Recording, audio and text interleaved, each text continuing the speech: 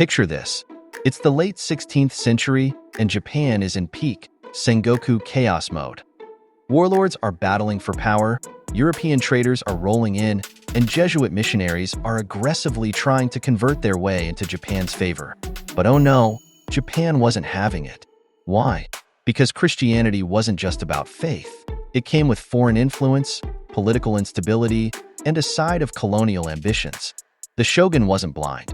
He saw what Spain and Portugal were pulling off in the Philippines and Latin America. First came the missionaries, then came the armies. Yeah, Japan wasn't about to be next.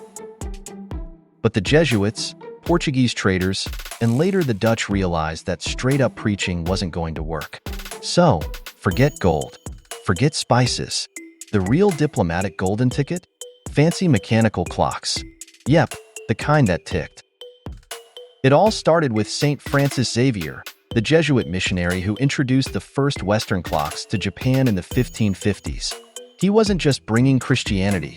He was bringing a tech flex in the form of these ticking, chiming wonders. The Japanese warlords, daimyos, were hooked. These weren't just fancy European trinkets.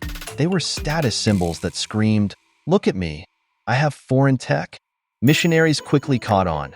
Gifting clocks to powerful rulers was a perfect way to earn goodwill. Think of it as Rolex diplomacy, except instead of wealthy businessmen, the recipients were sword-wielding, land-hungry samurai. So, why did Japan love clocks? Beyond the shiny, these clocks were technological marvels. Japan had relied on water clocks, clepsydras, and a system where daytime and nighttime were divided into 6 equal parts. But Western clocks introduced fixed-hour precision. And for warlords trying to modernize their rule, owning a high-tech clock was like saying, "I'm not just a warrior. I'm a sophisticated ruler." By the late 1500s, Oda Nobunaga and Toyotomi Hideyoshi were receiving clocks as diplomatic gifts from Jesuits and Portuguese traders. The message? Let us spread Christianity, and in exchange, here's a fancy piece of European ingenuity. Then came Tokugawa Ieyasu, the man who finally unified Japan and established the Tokugawa shogunate, 1603 to 1868. The Jesuits needed to impress him, so they gifted him Western clocks, and boy, did he love them. But Ieyasu wasn't naive. He kicked out the Catholics, let the Dutch stay, and allowed clock-gifting diplomacy to continue, just without the Jesus sales pitch. By the Edo period, Japanese craftsmen started modifying Western clocks to fit their own temporal system, where daytime and nighttime were divided into 6 unequal parts that changed with the seasons. This led to the creation of Wadokei, uniquely Japanese clocks that blended Western mechanics with traditional timekeeping.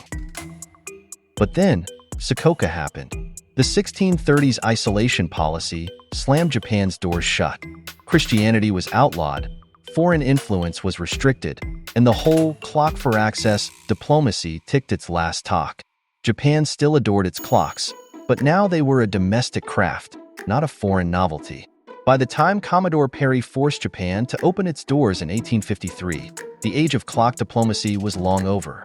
Western-style clocks became common imports, rather than rare treasures used for political leverage. It started as a Jesuit power move, evolved into a samurai tech flex, and ended when Japan said, "No thanks, we'll make our own." But while the diplomacy stopped ticking, Japan's love for precision timepieces never did.